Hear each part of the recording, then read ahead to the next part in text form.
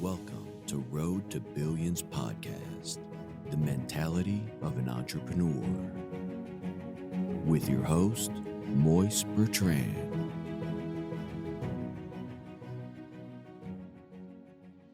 Hey, what's up, everybody? It is your host, Moise Bertrand, the Road to Billions podcast, and I appreciate you guys for listening and tuning in on the podcast. You know, right now it's 5:45 a.m. and I couldn't sleep. You know, I went to sleep from 6 p.m. in the afternoon, and I woke up at 3 a.m., around like 3:49 a.m., and I'm trying to like fight myself to go to sleep, and I'm like, it ain't working. I'm not ever gonna try to do that to myself. I feel like I owed it to you guys to come on the podcast, make an episode, and get that to you guys because I haven't dropped any podcast episodes for the last couple of weeks. I've been so much like under stress a little bit. I'm not gonna lie to you guys. With just rehabs and just, you know, organizing projects and things of that such, finishing deadlines and getting things done. So give me grace a little bit. I apologize to all my viewers, all my listeners, because people have been asking me, am I okay? I'm okay, you guys. I just feel like, you know, every creator, every business owner, anybody, you know, who has anything going on for themselves, which is everybody, should take some time away, you know, to focus on their priorities. And my priorities at the time was just making sure I take care of home and the properties. You know, not to keep you guys too long, but real estate. You know, I'm always going to preach real estate to you guys. I'm always going to tell you guys, you know, some things I know about real estate and, you know, some other ways you guys could probably objectively get into it without needing any money and getting your foot in the door, thinking outside the box per se. There's many ways to get into real estate. You know, there's many various ways. So my way of just telling you guys isn't just one shoe fits all. You get me? People going to add their own lingo, own style to it. Do what you want to do with it. But if I was trying to get into real estate, you know, with no mentor, with no money, I would first and foremost become a home inspector. And a lot of people don't understand this industry is so lucrative, you guys. Just to give you a few numbers, I pay home inspectors between $200 and $550 for a 10-minute walkthrough of a home that I already know. You know, it's not like I don't have my inspection license, which I don't, or certificate, but they're certified to make the decision of the home, and it only takes them 10 minutes. Any real estate investor could look at their home and tell you exactly what needs to be done. Inspectors, they go into a little more depth, you know, the years, you know, is it mild, is it average, is it high risk? You know, those little spectrums, they kind of judge every part of your home. So they give you a more detailed report. But then again, it's nothing too crazy to like do. You know, it's nothing too hard. It's nothing too sophisticated. And you will get paid doing this. So I had a friend who, still a friend of mine, you know, shout out to them. He has a home inspection business out in California, and he works with mortgage lenders and all that good stuff. And I didn't really think too much about it because I'm like, oh, he's a home inspector. He probably works, you know, for a company or nothing like that. And he was giving me the breakdown. He was like, no, I don't work for a company. I'm an independent contractor in which loan companies, which is mortgage companies or realtor companies, real estate agents, appraisals, they will all reach out to me in order to sufficiently do a home inspection business. You know, they'll either pay me through a third party or they'll put a bid out and I'll take the bid, or someone will pay me personally just to take care of a home inspection. And I was asking him, I'm like, how much do you make out in Cali doing home inspections? You know, he was like, well, it's a different market, which is, you know, obviously true. But he makes around $635 per home inspection. And he has a person who goes do the home inspection for him. He pays them their $200 and he keeps the $400 and some change. And he says he does around like 20 houses a week. 20 houses a week he does that. And, you know, I was like, man, that's crazy.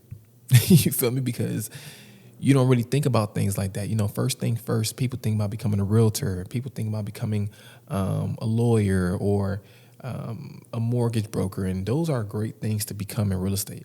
But if you really want to get yourself into the door and really see the whole aspect of real estate, home inspection is going to be your first thing because it's so versatile. You know, you could take your home inspection experience, go get certified in another state, and go do the same thing and even open your own business or even work for like HUD housing, you know, Section 8, or you work for the homeless shelter because they also give, you know, vouchers. You know, homeless shelters give vouchers, hospitals give vouchers, clinics give vouchers. And when they have these vouchers be given out to the landlords or whatever company are paying out for the resident to live in, they have to have a home inspection on site. They have to have it done just because it's going through the government, and they have to make sure whoever's living in the house is ensured safety. So when you are in these programs as a home inspector, you just grabbing money from all areas. You're grabbing money from this loan agent here who just is about to close this house and he needs you to do a pre-inspection. You're doing an inspection for this closing, for this mortgage company who already had a closing, but they need you to go out there just to, follow along, just to give them a report on the property. You have people who are looking to buy a home who may not go through a regular mortgage company, who look to hire a third-party company, which is your company, and they'll reach out to you saying, hey, I need a home inspection. When can you get out here? And then you have different various ways you could get yourself in the door, because that thing leads to the next. So me being a real estate developer, being an investor, I meet so many people already. But when you're a home inspector, you meet the actual homeowners. You actually meet the actual sellers of the home, because they're dealing with you directly and they need your paperwork in order to move on to the next level, which is whether it's giving someone, overview of the house that they're buying, or giving someone an overview of the house that you're selling, that's to let them know, hey, this is what needs to be done, or this was already been fixed. And it's a proof in the pudding, that's what the inspection report is for. And when you meet these owners, you may meet someone who's willing to sell you the house, who's willing to sell you the house, who's giving you the sauce that you may not run into when you're trying to look for a property online. And what do I mean by the sauce? This property may be worth $300,000, but it's so many repairs that need to be done to this house. This person is willing to let it go for $100,000, right? You could obviously make money in that deal either by buying it yourself, because 10% is 10 grand of that 100. Or you could tell yourself you could wholesale it to someone else and add 10 grand onto that 100 to make it 110,000. Now, you might be like, oh man, I don't know any people who will buy the home. Okay, cool. You obviously are now thinking about how to grab this home, because you're around these homes all day now. You get me? You're in that environment every day to say, I might as well get one. I need to get one now. Because you're going to run into sellers who have millions, who has tons of rental properties, and they're going to tell you, yeah, man, real estate was the best thing I ever did. And that's going to convince you one way or the other to put you into real estate, because you're on the ground actually working. It's nothing to be afraid of, because the only thing you have to worry about now on that side of the real estate is numbers. You get me? Once you solidify and master your craft of the inspection, having an eye, having a thorough ear, for looking for things, hearing things. And when I say hearing things, you probably could hear something in an event, it's blowing and it's probably need duct work, or, the floors are creaking. It's different things as an inspector and as an investor, to look for. But things change when you get to the number side of things, because that's a different that's financials, different type of ball game. But you will always find someone along your path when you're looking for the right answers. When I was first getting into real estate, I didn't know nothing. I didn't know what an NOI was. I didn't know what an LTV was. I didn't know what a rehab loan was. I didn't know nothing. I was just completely, in just disregard of what was going on. You get me? And when you continually focus on your energy on the things that you want to manifest and the things you want to create in your life, you will eventually find people and resources who will align you. So home inspection is actually one of the best ways to actually get into real estate, because one thing leads to the other. You get me? You may meet someone who has money in order to buy a property from you. You say, yeah, I'm just looking for more property. You can meet another seller, who's looking to sell. Now you connect those two. I just wholesale a deal. You do those a few times. You have enough money to buy your own house. There you go. You have other times where people might just ask you to do another property for them while you're actually doing an inspection for their property. Hey, I have a friend here. He needs a property done. Can you knock out both today? You never know how people will actually pass your word and information along once you do good work. And I feel like a lot of people underestimate the power of reputation, the power of credibility, the power of networking, the power of seeing things for yourself, the power of actually being in the field. Because a lot of people, yes, you can network all day, but if you don't have the craft, if you don't have the knowledge to back up the networking, once you get there, it's pretty much like a bummer, because you don't have any value. So you want to create your value first by them saying exactly what do you do as a person. You're a home inspector. They already know where your value lays at. You're really good at crafting the diagnosis of the home. That's all an inspection does. They diagnose the home. Okay, this home is fucked up. You're going to go ahead and get it fixed. This is what you need to get fixed particularly. You don't got to get this fixed because it's already kind of good, all that other stuff. But all these little codes, you got to get it fixed. You get me?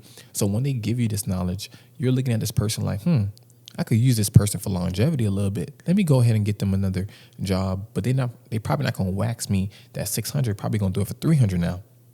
I save money, XYZ, so forth. You build relationships with these sellers, with these homeowners, with these contractors, with everybody who obviously is working in the real estate industry. And then you eventually build up your business, and then you build up your life. So what I tell people all the time is don't focus on, focus on the now. Don't focus too much on the future. You get me? Because if you focus too much on the future, you're going to scare yourself from even taking that first step. When I took that first step into buying real estate, I didn't really know what I was going to expect. I just knew that God was going to direct me in the right path, and I wasn't really trying to press myself into knowing all the answers. But the first step that I took was learning the craft, and becoming a home inspector is very fairly simple. You take a little few tests here and there, whatever state you're in or whatever city, it can make you a lot of money. I like to work smart, not hard, you guys. So if you're here listening to this podcast and you hate your job and you hate, just hate whatever you do and you want to make bands a month, I'm talking about like $5,000 to $10,000 a month, no bullshit. Passive income, you don't have to work that hard. Become a home inspector, you guys. And a lot of people might just look on Google, how much does a home inspector yearly salary makes? Don't believe that shit. You get me? They told me real estate developers didn't really make much until they 4th or 5th year. I'm not going to say too much, but that's a lie. You get me? Real estate investors, you're not going to really touch no money until you become in your 30s. That's a lie. There's always different ways to do it. If you guys see on social media, times are changing now.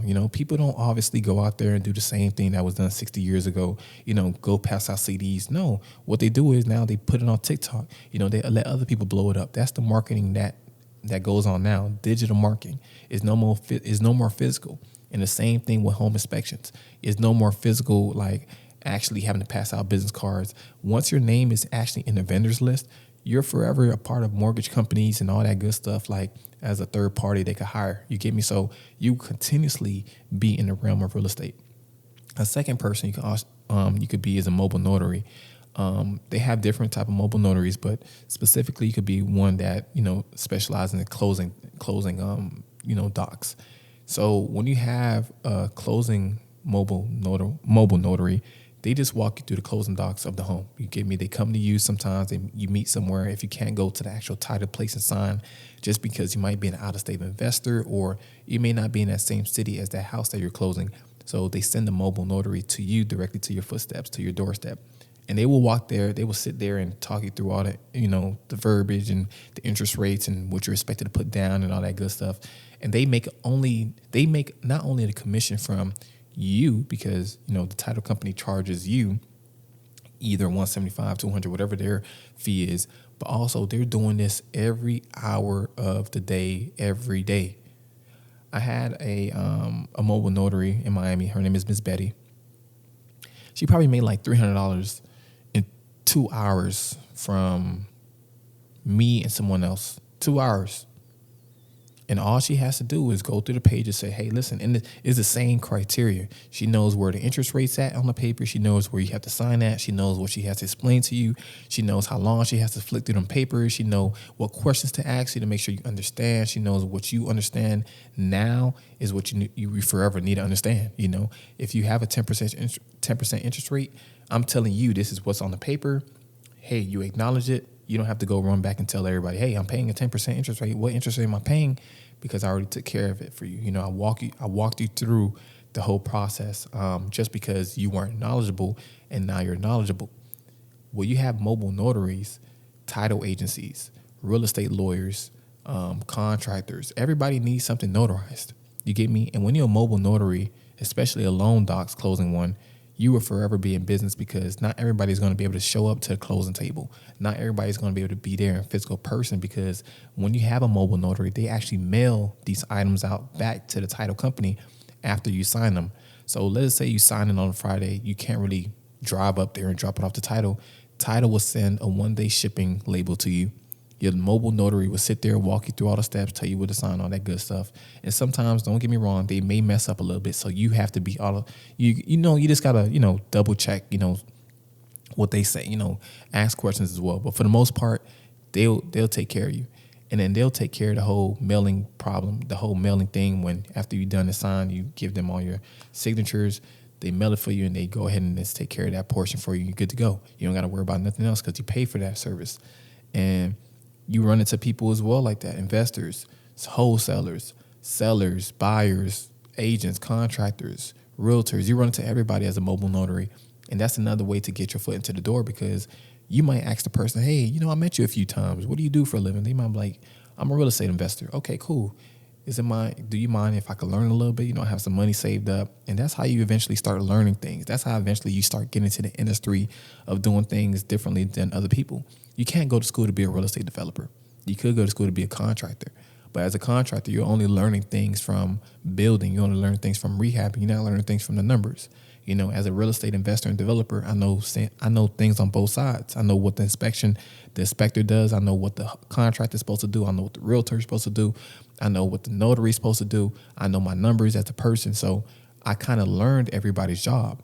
But the way you learn everybody's job is to actually be in the field. You have to actually ask questions. You have to be in a field that's very not much only demanding, but also is very highly sought after. So you don't have to think about mobile notaries as everybody applying to become a mobile notary.